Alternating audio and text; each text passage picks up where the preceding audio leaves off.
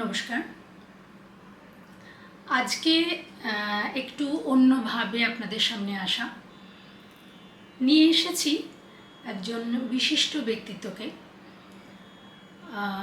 রূপকলা কেন্দ্রের পশ্চিমবঙ্গ সরকারের film studies অর্থাৎ চলচ্চিত্র শিক্ষার অন্যতম প্রধান কেন্দ্র রূপকলা কেন্দ্র। রূপকলা কেন্দ্রের প্রাক্তন ডিরেক্টর, সিইও, যাদবপুর ইউনিভার্সিটির ফিল্ম স্টাডিজের প্রাক্তন অধ্যাপক, লেখক, অনুবাদক, বক্তা এবং চলচ্চিত্রের সঙ্গে যারা যুক্ত তাদের প্রত্যেকের কাছে পরিচিত মুখ এবং পরিচিত একজন মানুষ, শ্রী সঞ্জয় মুখোপাধ্যায়। নমস্কার, আপনাকে স্বাগত জানাই এবং আমার এই নতুন অনুষ্ঠানে আপনাকে দিয়েই শুরু করছি এবং আমি যথেষ্ট কৃতজ্ঞ আপনাকে পেয়েছি। আপনাকেও কৃতজ্ঞতা যে আমরা কথা বলার সুযোগ পাচ্ছি। না, 100 বার। তো আপনার দীর্ঘ জীবন, প্রচুর অভিজ্ঞতা এবং আমি যদি ভুল না হই এবং দর্শকরা সম্ভবত আমার সঙ্গে একমত হবেন যে চলচ্চিত্রের অভিধান বলা যেতে পারে বর্তমান সময়ে আপনাকে। হ্যাঁ, মানে বিশ্ব চলচ্চিত্র নিয়ে আপনার যে কোনো ক্ষেত্রে আপনার অবাধ চলাচল এবং সে সম্পর্কে যথেষ্ট মতামত আপনার আমরা জানি। তো শুরুতেই শুরু করব একটু অন্যভাবে। চলচ্চিত্র এই ব্যাপারটা আপনাকে মানে এইটা নিয়েই কাজ করবেন বা এর মধ্যেই থাকবেন, এটা আপনি কবে মনে করলেন এবং কিভাবে এই জগতে আসা? এই জগতে আসা প্রশ্নটা ভালো। আমাদের সময় চলচ্চিত্র কোনো শিক্ষাক্রমের অন্তর্ভুক্ত ছিল না। আমাদের সময় বলতে আমি 70 দশক, আমরা সব 71 থেকে ইউনিভার্সিটিতে ভর্তি হয়েছি। আমি ছাত্র ছিলাম অন্য বিভাগের, ইলেকট্রিক্যাল ইঞ্জিনিয়ারিং। আসলে আমরা পশ্চিমবাংলায় বিখ্যাত 70 দশকের সন্তান। মানে আমাদের কলেজ জীবন বা ছাত্র জীবন শুরু হয়েছিল 70 দশক থেকে। তখন সময়টা উত্তাল এবং এক ধরনের প্রতিষ্ঠান বিমুখতার যুগ। সিনেমার ক্ষেত্রে বলতে পারি যে ঋত্বিক ঘটক এবং মৃণাল সেন, এই দুজন, এমনকি সত্যজিৎটাও তার স্বভাবের যে চলচ্চিত্রগুলো তার বাইরে এসে প্রতিদ্বন্দ্বী, সীমাবদ্ধ, জনগণনা বানাচ্ছেন। ঋত্বিক দা বানাচ্ছেন যুক্তিদক্ষ গল্প, মৃণাল দা বানাচ্ছেন কলকাতা ট্রিলজি অর্থাৎ ইন্টারভিউ, কলকাতা 71, কোরাস। এই সময়ের মধ্য দিয়ে যে বিদ্রোহের আগুন, যে আগুনের ফুলকি ঝরে পড়ছিল, সেগুলো আমাদের তরুণ মনকে আকৃষ্ট করেছিল এবং আমরা সবাই ভাবছিলাম যে সিনেমার মধ্য দিয়ে একটা দেশের রূপকথা, একটা আমাদের নিজেদের বাসটা কীভাবে বেরিয়ে আসে। শুধু পশ্চিমবাংলায় হচ্ছিল তা না, ফ্রান্সে ধরুন নবতরঙ্গ বা ল্যাটিন আমেরিকায় যে ইমপারফেক্ট সিনেমা, এই সমস্ত জায়গা থেকে একটা হলিউড সিনেমার পাল্টা, একটা ইউরোপিয়ান আর্ট সিনেমার পাল্টা জায়গা তৈরি হচ্ছিল। ইতি তৈরি হওয়ার সূত্রে আমার কিছু লেখালেখির সূত্রপাত হয়। গোদারের যারা প্রভাবিত হই এবং গোদারের প্রথম বাংলা অনুবাদ মাস্কুলা ফেমিনা ছবিটার আমিই করেছিলাম, সে 1974-75 সালে যাদবপুর বিশ্ববিদ্যালয়ের পত্রিকায়। এই করতে করতে, যদিও আমরা ইঞ্জিনিয়ারিংয়ের ছাত্র ছিলাম, কিন্তু কোনোভাবে কমিউনিকেশনের সঙ্গে জড়িত ছিলাম। তারপরে যখন সত্যজিৎ রায়ের প্ররোচনায় এবং ইউজিসির উদ্যোগে যাদবপুরে ফিল্ম স্টাডিজ বিভাগ প্রতিষ্ঠিত হলো, তখন শুরু থেকেই আমরা তার অধ্যাপক। সেটা কবে? সেটা হলো অনেক পরে, 1993 সালের 1 জানুয়ারি ফর্মালি। কিন্তু তার আগে একটা, যেমন প্রদীপ জ্বালানোর আগে সলতে পাকানোর প্রক্রিয়া থাকে, তাতে কর্তৃপক্ষ আমাদের ডেকে নিয়েছিলেন। আমরা তখন অন্য কাজ করতাম 80-র দশকে। আচ্ছা, সবাই অন্য অন্য চাকরিতে ছিলাম, কিন্তু সেই চাকরিগুলো কিছুটা ভালো লাগছিল না। কারণ চাকরি আর এরকম না, মনের মতো কাজ পেয়ে যায়, আমরা অপেক্ষা ছিলাম যে কবে আমরা আসতে পারবো। তারপর আমি এলাম এবং আসার পরে দেখলাম যে সিনেমাটাকে দেখার চোখ যদি আপনি সংগঠিতভাবে দেখেন তাহলে সেটা পাল্টে যায়। সত্যজিৎ রায় নিজেই চেষ্টাটা করেছিলেন, যখন তিনি স্বাধীনতার বছরে কলকাতা ফিল্ম সোসাইটি পত্তন করেছিলেন, তখন তিনি সিনেমা নিয়ে নানা রকম আলোচনা করে আমাদের দেশের লোকেদের যাতে সিনেমাকে শুধুমাত্র বিনোদন, শুধুমাত্র নাচ গান আর আমি তুমির মধ্যে থেকে বেরিয়ে আসতে পারেন তারা, এই চেষ্টা করেছিলেন। তো সেটা হয়েছিল মুষ্টিমেয় বুদ্ধিজীবীদের মধ্যে। কিন্তু এইটা বিশ্ববিদ্যালয়ে আসার আস্তে আস্তে সাধারণের মধ্যে ছড়িয়ে পড়তে শুরু করে। সেইখান থেকে আমার নিজেরও শেখা হয়, হয়তো অন্যদেরও কিছু শেখা হয়। এবং আমার সৌভাগ্য হচ্ছে আমি আমার জীবনে যে সমস্ত বাঙালি চলচ্চিত্রকারদের সঙ্গে ঘনিষ্ঠভাবে কিছুটা মেশার সুযোগ পেয়েছি, যেমন নিঃসন্দেহে ঋত্বিক ঘটকের মতন প্রতিভাকে কথা বলতে পেরেছি, যেমন আপনার সঙ্গে যেভাবে বলতে পারি। মৃণাল দা তো খুবই ঘনিষ্ঠ ছিলেন, আমার বাড়িতেও আসতেন ইত্যাদি। তরুণ মজুমদার বা তৎকালীন অন্য যারা পরিচালক, যেমন এই গৌতম ঘোষ সবে শুরু করছেন, উৎপলেন্দু চক্রবর্তী আমার বন্ধু, বুদ্ধদেব দাশগুপ্ত একটু সিনিয়র, তাকে দূর থেকে দেখতাম, তিনি কবি ছিলেন। ঋতুপর্ণ ঘোষ, তিনি আমার থেকে 10 বছরের ছোট, ইকোনমিক্স পড়তেন যাদবপুরেই। এরকমভাবে মোটামুটিভাবে চলচ্চিত্রের জগৎটা চেনা হয়ে গেল। এবং তারপরে আস্তে আস্তে দেখলাম যে যে আপনারা যাকে লিবারালাইজেশন বলেন, উদারীকরণ, বা যাকে গ্লোবালাইজেশন করেন, বিশ্বায়ন, এই 90 দশকের পর থেকে পৃথিবীতে দৃশ্যের গুরুত্ব অনেক বেড়ে গেল এবং সিনেমাকে লোকে আর আর্ট কি আর্ট না হিসেবে দেখছে না, সেটাকে অন্যভাবে একটা মানসিক অভিব্যক্তির প্রতিফলন হিসেবে দেখছে। হ্যাঁ, মানে এটাও আমার আপনার কাছে জানার যে আপনি একেবারে প্রায় যে সময় থেকে সিনেমার মানে বদলাতে শুরু করেছে আমাদের রাজ্যে, সেই সময় থেকে এখন একেবারে বর্তমান সময়ে দাঁড়িয়ে সিনেমার যে ভাষা, সেই সময়কার ভাষা বা ভাবনা, এখনকার ভাষা এবং ভাবনা, এটাকে কি করে মেলাবেন, বা কিভাবে এই যে জার্নিটা, এটাকে কি করে দেখছেন? এটা দেখছি মানে ধরুন এই এখনই আজ এই বছরই উত্তম কুমারের শতবর্ষ চলছে বা শুরু হবে। উত্তম কুমার স্বাধীনতা উত্তর পশ্চিম বাঙালির সবচেয়ে বড় স্টার। একদম। এখন উত্তম কুমারের জীবন যদি আপনি দেখেন, উত্তম কুমার এত জনপ্রিয় হলেন কেন? নিঃসন্দেহে তিনি বড় অভিনেতা, সুদর্শন নায়ক সব আছে, কিন্তু দেখবেন উনি সময়ের নারী কোথাও টিপে ধরতে পেরেছিলেন। যখন আপনি যে কোনো ছবি বলুন, ধরুন 7 বছর 1955 সাল, ইচ্ছে করেই ধরলাম, কেন 1955 সালে রাজ কাপুর ওরকম ছবি করছেন, সত্যজিৎ পথের পাঁচালী বার হচ্ছে।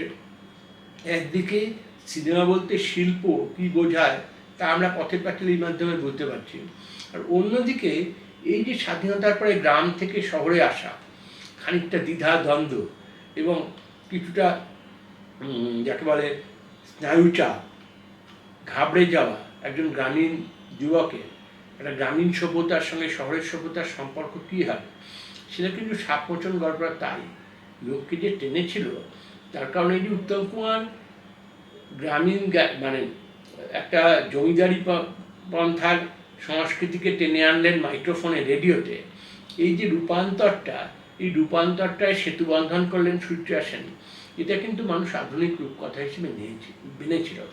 এবং তখন আমরা এটা ভেবেছিলাম যে সিনেমার দুটো দিকই আছে, একটা বাণিজ্যিক দিক, যেটা ধরুন কলকাতায় অজয় কর, নির্মল দে, অগ্রগামী, অগ্রদূত, তরুণ মজুমদাররা করছেন, আর বম্বেতে হয়তো রাজ কাপুর, দিলীপ কুমার, দেবানন্দরা করছেন, দক্ষিণে শিবাজি গণেশন করছেন। আবার অন্যদিকে সত্যজিৎ রায়, ঋত্বিক ঘটক প্রমুখ মানুষরা শিল্পের একটা পরিভাষা গড়ে তুলছেন। কিন্তু এই যে একটা চলছে, এইটা দেখবেন এই আমাদের যৌবনকালের শেষ দিকে আস্তে আস্তে না হলিউড অর্থাৎ না বাণিজ্য এবং না শিল্প, মানুষের ভাষা কিভাবে কথা বলা যায় সেই নিয়ে একদল পরিচালক সারা পৃথিবীতেই চিন্তিত হলেন। বিশেষত ভারতবর্ষে দেখা গেল কমার্শিয়াল সিনেমা বদলাচ্ছে। আগে যেমন আমরা কমার্শিয়াল সিনেমা বলতেই বুঝতাম যে গোলাপ ফুলের বাগানে নায়ক এবং নায়িকা পরস্পরের ঘনিষ্ঠ হবেন, কি গান হবে, আকাশের টুকরো টুকরো মেঘ ভেসে আসবে যাবে, জঙ্গলি বা এই ধরনের ছবির মতন, প্যার হওয়া, একরার হওয়া, এসব হবে। কিন্তু তারপরে যে ছবিগুলো এলো, বস্তুত এই 21 শতকেই দেখবেন মাধুরী দীক্ষিতের আগমন, এই দিল সে, দিল চাহতা হ্যায়, বা আরও বড়োভাবে আপনি দেখবেন এই 21 শতক যাকে আপনি বলছেন, একেবারে 2000 সালেই কাহনা প্যার হায় নামে একটা ছবি রিলিজ হলো এবং সেটা বিশাল পপুলারিটি পেল। এবং তার পরের বছরই আরেকটা ছবি মুক্তি পেল, সেটাও বিশাল পপুলারিটি পেল, তার নাম লাগান, আমির খান। এখন আপনি আমাকে বলতে পারেন যে এই দুটো ছবি হঠাৎ করে আপনি বেছে নিলেন, তারপর এই ছবি বেছে নেওয়ার গুরুত্ব কী? এই দুটো ছবি দেখেই বুঝবেন যে কমার্শিয়াল ছবি হলো আসলে এরা এই যে রাজনৈতিক রূপান্তর, রাষ্ট্রিক পরিবর্তনের কথা বলছে। কীরকম? যেমন আমরা ছিলাম নেহেরু, জওহরলাল নেহরুর যে অর্থনীতি, সমাজতান্ত্রিক অর্থনীতি, জওহরলাল নেহরু, ইন্দিরা গান্ধী, রাজীব গান্ধী, এইভাবে আমরা অভ্যস্ত হয়ে উঠেছিলাম। কিন্তু 90 দশক থেকে যে উদারীকরণ এবং বিশ্বকরণ এলো, যেখানে অর্থনীতি একটা মুক্তি এলো, তার প্রভাব পুরো কাহনা প্যার হ্যায় ছবিটা দেখবেন যে প্রেম খুব মহান, সে সব সিনেমাতেই বলা হতো, কিন্তু এখানে প্রেমটাও স্পন্সর।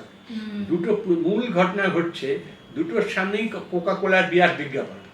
নায়ক এবং নায়িকা একটা জিনিস ব্যবহার করছেন না যাতে জিনিসটার ট্রেড নেম দেখতে পাচ্ছে না, এটা কিন্তু অন্য সিনেমা হয় না। এই ঋতিক রোশন যে জিন্সের ট্রাউজার ব্যবহার করছেন, সেটা যে র্যাংলারের, বা আমিষা প্যাটেল যে চশমাটা ব্যবহার করছেন, যে ডিও ব্যবহার করছেন, প্রত্যেকটার নাম দেখা যাচ্ছে, এমনকি দেখবেন তারা স্পন্সর করছে। এবং লক্ষ্য করে দেখবেন যে এই প্রথম ভারতে একটা সিনেমা, আমি এটা নিয়ে এত গবেষণা করেছিলাম কারণ আমার ছেলে তখন মাধ্যমিক পাশ করছিল, এবং সে সেই সময় এই ছবিটা নিয়ে এত পাগল যে আমি ভাবছেন যে অঙ্ককে ফেল না করে। ফলে আমি ওই ছবিটাকে দেখছিলাম শুধু ফিল্ম স্টাডির লোক হিসেবে না, এমনি কেন এই বাচ্চাদের টানছে।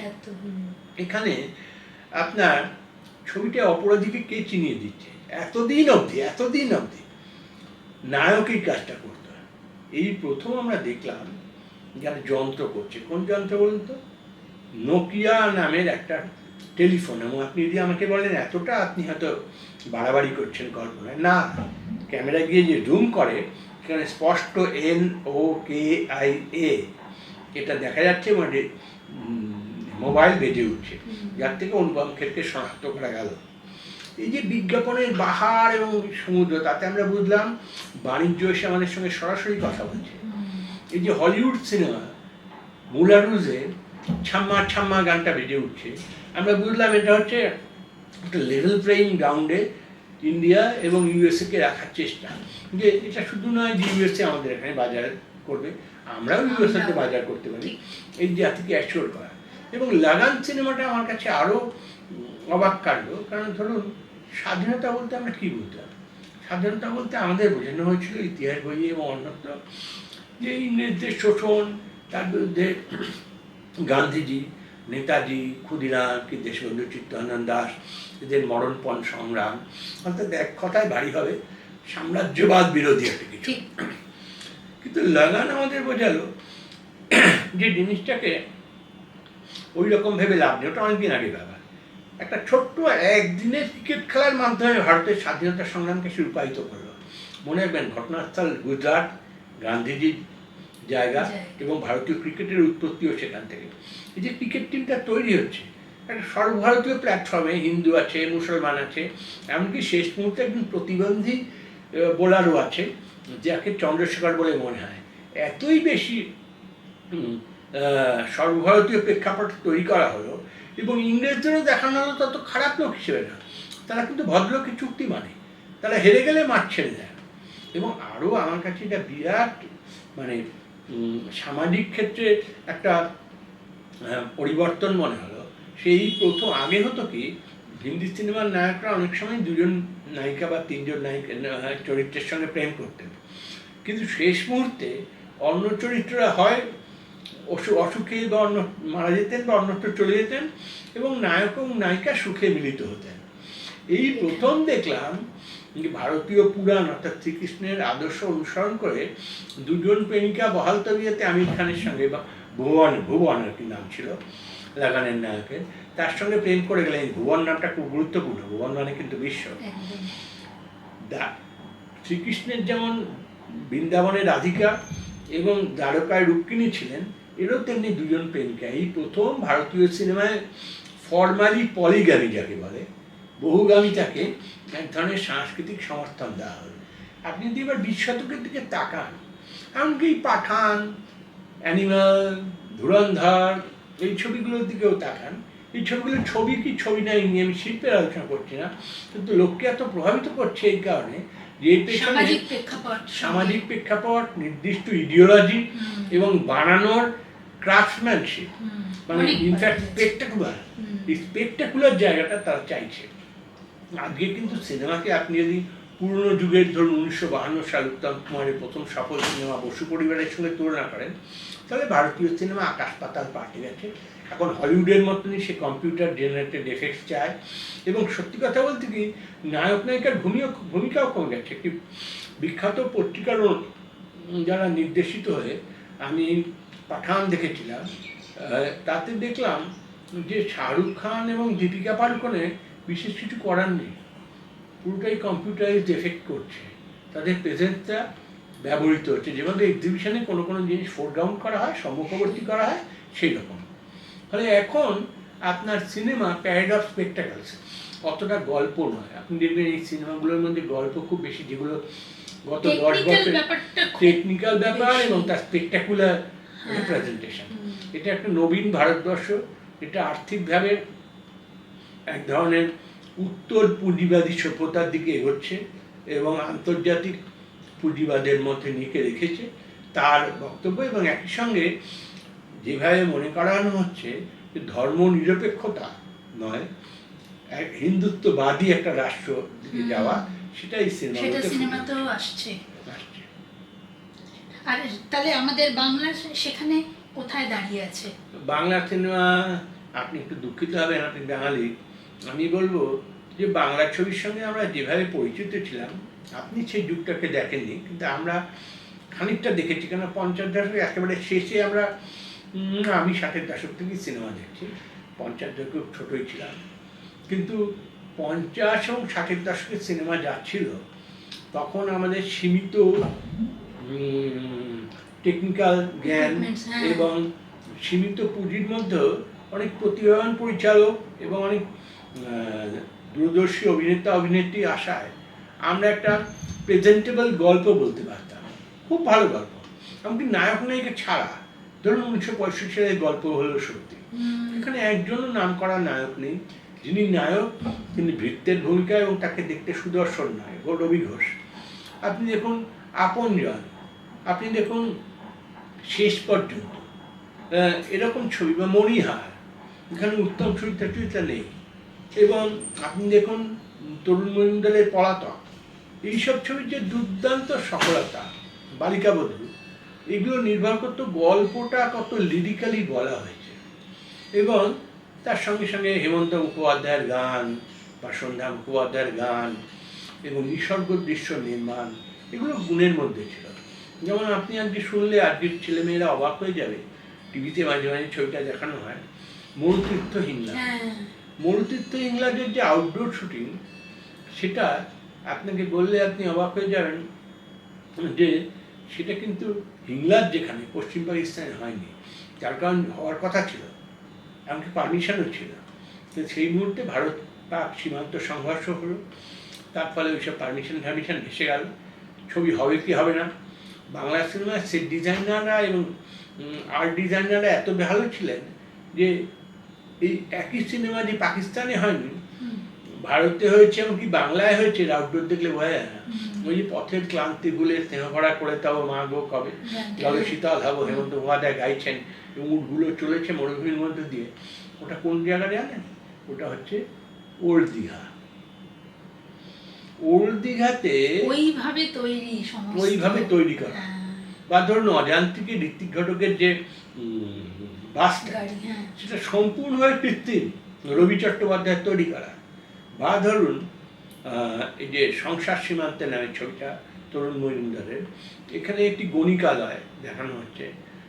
সাধারণত হিন্দি বা বাংলা ছবিতে সব গণিকালয় আমরা দেখেছি, সেগুলো সিনেমার জন্য বানানো, হয় না, কিন্তু এত নিখুঁত, এত বাস্তবপন্থী যে আমরা অনেক সময় ভেসে যেতাম গল্পের মধ্যে। এটা আমি এই জন্য বড় কৃতিত্ব বলছি যে শুধু কিন্তু উত্তম কুমার, সুচিত্রা সেন বা সুপ্রিয়া চৌধুরী, অরুণধুরি দেবীদের কৃতিত্ব নয়, শুধু সৌমিত্রী চট্টোপাধ্যায়ের কৃতিত্ব না, শুধু হেমন্ত মুখোপাধ্যায় না, যারা পেছন থেকে আছেন, এই যে রামানন্দ সেনগুপ্ত, অজয় কর, সুব্রত মিত্র, এইরকম সৌমেন্দু রায়, এইরকম প্রতিভাবান ক্যামেরাম্যানরা, যারা এডিটর আছেন, ঋষিকেশ মুখার্জি বা অন্যরা, দুলাল দত্ত, তারা, রমেশ যোশী, এই সর্বাঙ্গীন একটা মিলনে হয়েছিল কি খুব কম পয়সায় গরিবের বাইরে যেমন রান্না হয়, খুব কম জিনিস দিয়ে একটা অত্যন্ত সুখাদ্য, সেরকম হতে পারত। তো 80 সালে উত্তম কুমারের মৃত্যু এবং বাংলা স্টুডিওগুলোর সেই পুরনো যন্ত্রপাতি এবং একঘেয়ে মনোভাব আর চটজলদি স্ট্রিট ফুড খাবো মার্কা মনোভাব, তাতে কিছু দিনই তাপস পাল, অঞ্জন চৌধুরী দিয়ে চললো। তারপরে বাংলা সিনেমার গল্প খুঁজে পায় না। যে গল্প তারা খুঁজে পাচ্ছে সেই গল্প সবই গার্হস্থ্য, বাঙালির সাধারণ গার্হস্থ্য জীবনকে ধরে না। সেগুলো ওই কিছুদিন চললো আপনার মধ্যবয়সী, মাঝবয়সী যুবক এবং যুবতীর এক ধরনের মধুর পরকীয়া সম্পর্ক, যারা খুব উচ্চবিত্ত, দামি টি শার্ট পরেন, দামি পোশাক পরেন, তারা সিঙ্গেল মল্ট হুইস্কি নিয়ে তারা কার্শিয়ানের বাইরের কার্শিয়ান দেখে কথাবার্তা বলছেন। সেগুলো কাদের ছবি? সেগুলো উচ্চবিত্তদের ছবি, সেগুলো কলকাতা কেন্দ্রিক ছবি। তাহলে বাংলা ছবি অবশ্যই বাজার হারালো। পলাতক কিন্তু জলপাইগুড়ির মানুষও দেখতো, কোচবিহারের মানুষও দেখতো, মেদিনীপুরের মানুষও দেখতো। এই ছবি বাইরের লোক দেখে না, কারণ সে মেলাতে পারে না। এবং এই কলকাতার ছবি ক্রমশ শহর কেন্দ্রিক হয়ে গেল, এবং তারপরে আবার শহরের উচ্চ মধ্যবিত্ত কেন্দ্রিক হয়ে গেল, অর্থাৎ যাদের প্যান আছে, যারা ইনকাম ট্যাক্স দেন তাদের। এবং দেখা গেল গল্পগুলো বলার ক্ষেত্রে আগে সাহিত্য আমাদের একটা বড় নির্ভর ছিল। সাহিত্যের গল্পগুলোকে আমরা কোনো রকমের সিনেমা দিয়ে বলতাম, বাংলার সাহিত্য ভালোবাসে, পুরনো সাহিত্যের গল্প তারা মনোযোগ দিয়ে দেখত। কিন্তু এখন হলো কি, এখন সাহিত্যের গল্প, এবার সেটা এটা যদি একটু আপনাকে আমি ইন্টারাপ্ট করি যে সাহিত্যটা এতটা গুরুত্ব পাচ্ছে না কেন বাংলায়? এই যে পাচ্ছে না তার কারণ আত্মবিশ্বাসের অভাব। ধরুন যখন সাহিত্য গুরুত্ব পেতে শুরু করলো, যখন সিনেমা সবাক হয়েছিল 1931 সালে আমাদের, তখন আমাদের দেশের প্রধান স্টুডিও এবং বাংলা নিউ থিয়েটার্সটা বুঝেছিলেন যে বাঙালি না ভীষণ গল্প শুনতে ভালোবাসে, পৃথিবীর সবাই হয় না। যেমন আমেরিকানরা ভীষণ গল্প বলতে ভালোবাসে। গোদার বলেছেন, the Americans are very good at telling stories, we French are not. কথা মানি বা না মানি, ফ্রেঞ্চরা হয়তো দৃশ্যকলা ভালোবাসে, কিন্তু গল্প অত ভালো, স্টোরি টেলিং এটা বাঙালিদের। দুজন বাঙালি দেখা হলেই নানা রকম গল্প, জানো তো ওইখানে এই সেইখানে সেই বলে সব দুপুরটাকে কাটিয়ে দেবে। এই যে গল্প বলা, এটা স্যার বি.এন. সরকার খেয়াল করেছিলেন, নিউ থিয়েটার স্টুডিও, পরবর্তীকালে প্রডিউসার এটাকে খেয়াল করেছিলেন। তারা একটা চমৎকার সাহিত্যিক গল্পকে ধরে ভালো সংলাপ দিয়ে গানে সাজিয়ে পরিবেশন করতে লোকে নিত। হঠাৎ আমাদের সাহিত্যেরও পতন হলো। সেই অর্থে যারা বড় বড় লেখক, যেমন ধরুন নরেন্দ্রনাথ মিত্রের মতন ছোট গল্প লেখক, যারা অবতারণিকা থেকে সত্যজিৎ মহানগর করেন, যারা অজস্র গল্প সিনেমায় এসছে, বিমল কর, এই বালিকা বধূ ইত্যাদির লেখক, ছুটি ইত্যাদির লেখক, এদের অনেক গল্প এসছে এবং বাঙালি মুগ্ধ চোখে সেগুলোকে দেখেছে। 90 দশক থেকে আমাদের সাহিত্যেরও সেই অর্থে জনপ্রিয় সাহিত্যের পতন হলো। এবং আমরা কি করলাম, আমরা সেই সিনেমাগুলো করতে পারবো না ভেবে, সর্বভারতীয় পর্যায়ের সঙ্গে তাল রাখতে পারবো ভেবে মারপিট, সংঘর্ষ, হাড়হিম করা সংঘর্ষ, এগুলোকে নিয়ে এলাম। সেগুলো করার যোগ্যতা আমাদের নেই। তার জন্য যে শারীরিক প্রকৌশল লাগে, পাশাপাশি যে একটা টেকনিক্যাল সাপোর্ট লাগে, বাজিরাও মাস্তানি আমি তৈরি করতে পারবো না, একদম এটা বোঝা। হ্যাঁ, আমাদের যে যেমন সত্যজিৎ রায়কে একজন জিজ্ঞেস করেছেন যে আপনি প্রফেসর শঙ্কু বা ওই ধরনের ছবি করেন না, তাতে উনি বলেছেন খুব সংক্ষেপে যে আপনার প্রশ্নের উত্তর, যে দেখুন আমাদের তো বাজার খুব ছোট, এবং সেখানে যারা আমার উপর টাকা ঢালেন, আমার একটা মিনিমাম দায়িত্ব হয় তাদের কিছু টাকা অন্তত ফেরত দেওয়া। তো সেক্ষেত্রে আমি এমন একটা পরিকল্পনা করতে পারি না যাতে তাদের টাকা যত যায় তত বিক্রি হয় না। ফলে আমি খুব দামি যন্ত্রপাতি, খুব রিস্কি শট এসব কিছু করি না, তো ক্রেন শট অনেক বাদ দিয়ে একটা মোটামুটি ছবি করি যাতে কিছু কয়েক হাজার টাকা অন্তত ভদ্রলোক পান। আমরা অকারণে হংকংয়ে, নরওয়েতে, মালয়েশিয়ায় গিয়ে প্রেম করলাম, তাদের প্রেমের কি হলো জানি না, কিন্তু এতগুলো টাকা নষ্ট এবং আমাদের পক্ষে খুব বিশ্বাসও হলো না। আমরা গিয়ে যে নরওয়েতে খুব দামি প্রেম করবো তা না, কারণ নরওয়ের সংস্কৃতি বা পরিবেশ আমরা জানি না। যেটা হিন্দি সিনেমা করতে পারে, তাদের হিউজ ইনভেস্টমেন্ট নিয়ে, তাদের অত টেকনিক্যাল এক্সপার্টিস নিয়ে আমরা করতে পারলাম না। তাহলে একই দর্শক যে হিন্দি ছবিতে ওইসব দেখছে, সে বাংলা ছবিতে, আর তেলেগু ছবি ছুড়ে দিয়ে তেলেগু ছবির যে ইনভেস্টমেন্ট, যে টেকনিক্যাল সাপোর্ট তা আমাদের আছে। ফলে মারামারিগুলোকে হাস্যকর জোকারদের মারামারি মনে হল, আমরা ক্রমশই ভিত্তি হারাতে শুরু করলাম।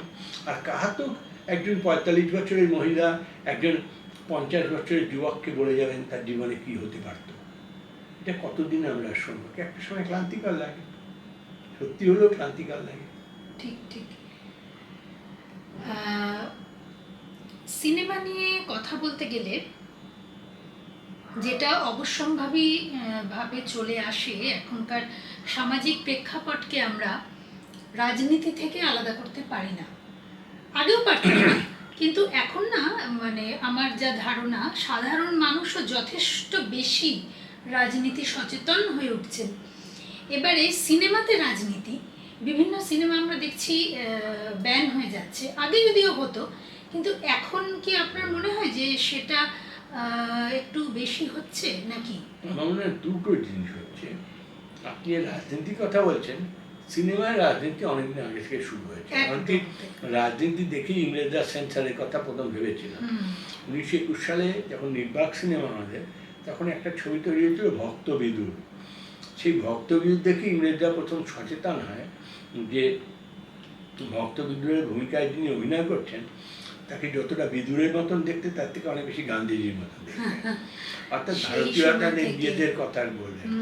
এবং ধরুন তামিল ছবিতে একটা আইডিয়াল সিচুয়েশন, যে একটা জঙ্গল, দুজন বন্ধু যাচ্ছে, একটা রাস্তা উত্তরে চলে গেছে, একটা রাস্তা দক্ষিণে চলে গেছে। ওরা বলছে কোন রাস্তায় যাবো? না না, উত্তরের রাস্তায় যেও না, উত্তরটা খারাপ, দক্ষিণের রাস্তায় যাও। এটা আপাতভাবে খুব সাধারণ বাক্য, কিন্তু এটা আসলে নর্থ ইন্ডিয়া বিরোধী একটা স্টেটমেন্ট। তামিল রাজনীতিতে এটা খুব বড় একটা অংশ। এইসব জিনিস ছিল। এবং 1940 সালে পুকারে যখন যে ভাষণটা হলো, সেটা দিল্লির সম্রাটের বিরুদ্ধে হলেও তার মধ্যে থেকে বোঝা যাচ্ছিল যে মানুষের আত্মস্বাতন্ত্র্যের জন্য বলা। আমরা রাজ কাপুর নিজে সমাজবাদী মানে এই গণতান্ত্রিক সমাজবাদী রাজনীতির জন্য চেষ্টা করেছেন, নার্গিস এমপি ছিলেন, এগুলো আগেও হয়েছে। মনোজ কুমার যেসব ছবি করতেন সেগুলো সরাসরি ওয়াক একেবারে তৎকালীন শাসক দলের রাজনীতি বা পররাষ্ট্রনীতির সঙ্গে সমর্থন। ঠিক আজকে যেটা হচ্ছে এটা রাজনীতির থেকেও দলীয়, কোনো না কোনো দলের ছাপে। যেমন আমরা আইএফএসির যে দল বদল দেখতাম, ইস্টবেঙ্গল, মোহনবাগান, মোহামেডান, তেমনি কোনো কোনো দলের জন্য কোনো কোনো শিল্পীর আত্মদান। তার ফলে যেটা হচ্ছে, শিল্পীদের যে সেলিব্রিটি বা স্পেকটাকুলার স্ট্যাটাস, সেটাকে রাজনৈতিক দলগুলো ব্যবহার করছে। এর প্রথম চিহ্ন দেখা গেছিল রামায়ণ খ্যাত, মানে রামচন্দ্রের ভূমিকায় যিনি অভিনয় করেছিলেন, তার অযোধ্যা ভ্রমণের মধ্য দিয়ে। এটা ভারতীয় জনতা পার্টি সেই ইলেকশন নিয়ে ব্যবহার করে, এবং পরবর্তীকালে দেখা যায় পশ্চিমবাংলা তো। কিন্তু রামায়ণ যখন হয়েছে তখন তো এই ব্যাপারটা ছিল না, কিন্তু এটা যারা আমাদের দেশের পরিকল্পনাকার, তাদের মনে এটা গোপনে ছিল, এখন বোঝা যায়। কারণ রামায়ণের গল্পটাকে যেভাবে ব্যাখ্যা করা হয়েছে, রাম জন্মভূমি আন্দোলন কিন্তু আজকের যে রাজনীতি তাকে একেবারে সামনে নিয়ে আসছে। 1989 সালে যখন এই কথা বলা হয়েছিল, তখন আমরা কেউই বুঝতে পারিনি যে 2026 সালে কি হবে। মানে আপনি কি বলছেন সেই সময় থেকে ভিত্তি তৈরি হয়েছিল? আচ্ছা। রামায়ণ, মহাভারত, আপনি যেগুলোকে দেখেন, এর পোশাক আশাক, এর বাক্য সাজানো, এর অতিরিক্ত সংস্কৃত গন্ধি হিন্দি, এই জিনিসগুলোকে যদি আপনি একটু খুঁটিয়ে খুঁটিয়ে দেখেন, তাহলে আপনি দেখবেন যেগুলো প্রায় রাজনৈতিক ইস্তাহারের মতন কাজ করে গেছে। এবং যেহেতু সিনেমার মাধ্যমে কাজ করেছে, আমরা ভাবতেও পারি রাজনৈতিক দলের কথা, অন্তত সেই সময় তো কেউই ভাবতে পারেনি। আচ্ছা, তার মানে বলছেন ওই সময় থেকে ভিত্তি রচনা শুরু হয়ে গিয়েছিল। আচ্ছা, তো আমরা খুব বেশি বড় করব না, আমরা প্রায় শেষের দিকে চলে এসেছি। এবারে যে আমাদের এই আলোচনায় যেটা একদম না বললেই চলে, মানে না বললেই নয় আর কি, শেষটা একটু ছুঁয়ে যাব। এখন আমাদের, আমি যদি বাংলার কথাই বলি, নতুন যারা সিনেমা নিয়ে পড়ছে, নতুন যারা সিনেমায় আসার চেষ্টা করছে, একটা ওই শর্ট ফিল্ম একটা আলাদা সেগমেন্ট তৈরি হয়েছে, সেটা নিয়ে কিন্তু আলাদাভাবে কথা বলছে যারা পড়াশোনা করছে। সেটা নিয়ে কি বলবেন? সেইটাকে কিভাবে দেখবেন আপনি? পুরো অত্যন্ত আশাব্যঞ্জক অধ্যায়। আমি বরং বলবো আমরা শেষে যাচ্ছি, কিন্তু এটা খুব আশাব্যঞ্জক, অন্তত পশ্চিমবাংলার ক্ষেত্রে, সারা ভারতের ক্ষেত্রেই। এই দেখা যাচ্ছে যে আসলে আমরা আগে লিখতাম, ছোট ছোট অভিজ্ঞতা লিখতাম, এখন ক্যামেরাকে প্রায় পেনের মতন ব্যবহার করছি ডিজিটাল যুগে। এই যে আপনারা আমার হাতে যে অ্যান্ড্রয়েড ফোন, আইফোন নাই ব্যবহার, অ্যান্ড্রয়েড ফোন আপনি চেষ্টা করলে এই দিয়ে শুরু করতে পারেন এবং তার নিয়ে আন্তর্জাতিক কম্পিটিশনে দিতে পারেন। এবং এই যে আপনি নানা রকম টুকরো টাকা, শহরের ট্রাফিক জ্যাম, কি একটা ব্রিজ তৈরি হচ্ছে সেই উপলক্ষে আঞ্চলিক যে জনবিন্যাসের তফাৎ, একটা শহরায়নের প্রভাব এসে পড়ছে, এই যে সব নানা বিষয়ে ছবি তৈরি করছেন, এতে যুবক যুবতীদের নানা রকম আকাঙ্ক্ষা, উদ্বেগ, এগুলো ধরা পড়ছে। এই আমরা এই যুগটাকে বলতে পারি লা ক্যামেরা স্টিলো। স্টিলো মানে হচ্ছে পেন ফরাসি ভাষায়। এই যে ক্যামেরাকে পেনের মতন ব্যবহার করা এবং এই ছোটো ছবিগুলো যেগুলোর বাজেট নেই, সেখানে ধরুন নানা লোক, এই যে আপনি বলছেন প্রদীপ ভট্টাচার্য, এই নিয়ে আজকে নজর করছেন বা বাকিটা ব্যক্তিগত করছেন, প্রদীপ্ত ভট্টাচার্য, বা ধরুন ইন্দ্রনীল রায়চৌধুরী, এরা যারা, এইসব ছেলেরা কিন্তু ছোট ছবির থেকেই হয়েছে। ইনফ্যাক্ট সারা পৃথিবীতেই 1955 সাল থেকে যে নবতরঙ্গ কাটিয়ে দিল, নবতরঙ্গের উদ্যোক্তারা, বিশেষত গোদার, ট্রুফো, রেনে, এরা সকলেই প্রথম ছোট ছবি করতেন। এই যে ছোট ছবির মধ্যে একটা আলাদা বিশ্ব তৈরি হয়, প্রথমত অনেক স্বাধীনতা থাকে, কারণ এগুলো ইন্ডিপেন্ডেন্ট ফিল্ম নেই, এতে সেই অর্থে প্রযোজক কাজে নিঃশ্বাস ফেলেন না, এবং যারা দর্শকরা দেখতে যান তারা অনেক নিশি অডিয়েন্স, প্রিপেয়ার্ড হয়ে যান, এবং ফলে আমাদের কথাবার্তা বলার পরিসরটা অনেক বেড়ে যায়। এই যে যা চাইছি সেটা বলতে পারছি, এটা একটা নতুন সম্ভাবনা সারা ভারতবর্ষে। আমি ধরুন এই যে কানে গতবার যে মেয়েটি পুরস্কৃত পেলেন, এই দর পেলেন, পায়েল কাপাড়িয়া, তার সঙ্গে কথা বলে দেখেছি, তিনি ঋত্বিক ঘটকের ভক্ত, এবং তিনি জীবনের প্রথম যখন পুনে ফিল্ম ইনস্টিটিউটে ভর্তি হয়ে যে ছবিটি দেখলেন তৃতীয় দিনে, সেই ছবিটি দেখে তিনি হাসতে হাসতে বলছেন, সেদিন আমি ভেবেছিলাম যদি আমি কোনোদিন ছবি করি ঋত্বিকদার পতন দিয়েই করবো। এই পায়েলের যখন এই all we imagine as light এই ছবিটা দেখানো হলো, এই ছবিটি কানে পুরস্কার পেয়েছেন। আমি পরিষ্কার বুঝলাম যে কেন বলছে, কারণ এখানে মেঘেরা কাতা নায়িকার মতন লং নেকের নায়িকা ব্যবহার করা হয়েছে।